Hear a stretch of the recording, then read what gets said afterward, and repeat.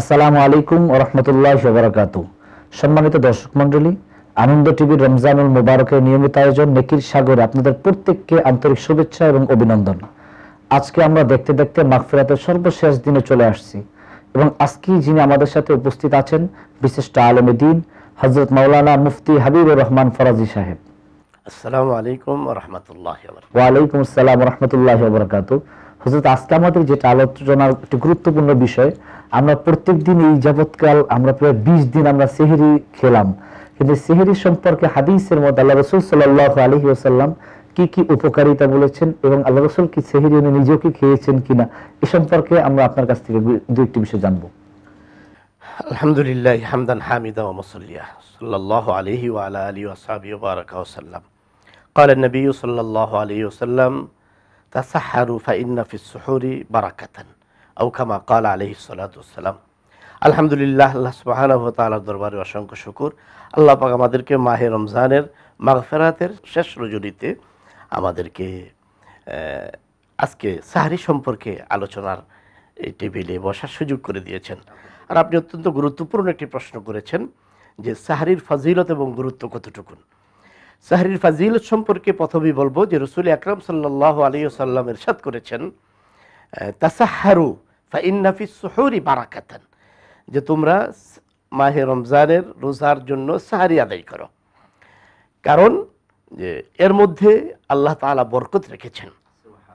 তো প্রথমত আমরা সাহরি আদায়ের মাধ্যমে আল্লাহ পাকের পক্ষ থেকে বরকত লাভ করতে পারতেছি।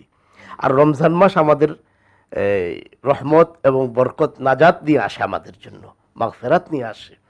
তো এই জন্য বরকতের যতগুলো হাসিলের মাধ্যম উপায় আছে, তার মধ্যে একটি অত্যন্ত গুরুত্বপূর্ণ মাধ্যম হচ্ছে মাহে রমজানের সাহরি আদায় করা।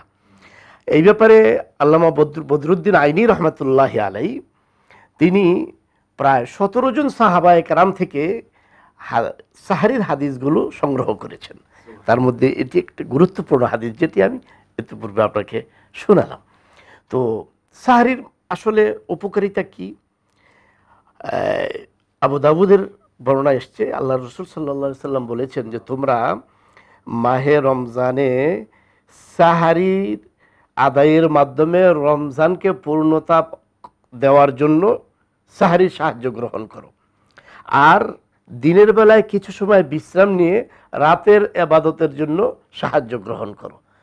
তাহলে এই রমজানকে পূর্ণতা দেওয়ার জন্য আমরা সাহরি আদায় করব। একে তো বরকত, দ্বিতীয়ত এই সাহরির মাধ্যমে আমি আল্লাহ পাকের নৈকট্য অর্জনের জন্য একদম এগিয়ে গেলাম, এই জন্যে যে এটা শরীয়তের একটি বিধান। আর সাহরি আদায় করা সুন্নত। এরপরে কথা হচ্ছে যে আহলে কিতাব তথা অমুসলিম এবং মুসলমানদের মধ্যে রোজার একটা বড় পার্থক্য হচ্ছে সাহরি আদায় করা। তো কাছেই আমরা সাহরি অবশ্যই আদায় করব, এটা আল্লাহ রাসূলের সুন্নত, এর মধ্যে বরকত এবং মুসলিম ও মুসলিমদের পার্থক্যকারী রোজার বিধানের মধ্যে একটি গুরুত্বপূর্ণ ব্যাপার। যাক, আলহামদুলিল্লাহ। হযরত, আপনার আলোচনা থেকে আমরা তিনটা বিষয় জায়গার মধ্যে অনুধাবন করলাম। নাম্বার 1, মুসলিম ও মুসলিমদের মধ্যে সেহরি একটা পার্থক্য, নবীজির সুন্নত এবং এর মধ্যে উপকারিতা। আমরা তিনটা পয়েন্ট আপনার আজকের আলোচনা থেকে পেলাম এবং আমরা প্রত্যেকেই, আমরা যারা নিয়মিত সেহরি যারা খাচ্ছি, আল্লাহ পাক আমাদেরকে এই তিনটা আমল বুঝে এরপর আমাদেরকে আমল করার তৌফিক দান করুন। আমরা কাল বিলম্ব না করে আমরা এখন চলে যাব সরাসরি দোয়াতে, যেহেতু আজকে আমাদের সর্বশেষ মাগফিরাতের, আজকে আমরা সকলে হৃদয় খুলে আমরা দোয়া করব। হযরতকে দোয়ার জন্য অনুরোধ করছি। আল্লাহুম্মা সাল্লি আলা সাইয়্যিদিনা মুহাম্মাদিন নাবিয়্যিল উম্মি ওয়া আলা আলিহি ওয়া সাল্লিম তাসলিমা। ربنا ظلمنا أنفسنا وإن لم تغفر لنا وترحمنا لنكونن من الخاسرين. ربنا فاغفر لنا ذنوبنا وكفر عنا سيئاتنا وتوفنا مع الأبرار. رب ارحمهما كما ربياني صغيرا. বারে ইলাহি, মাগফিরাতের একেবারে শেষ প্রান্তে এসে আমরা আপনার মহান দরবারে হাত উত্তোলন করলাম।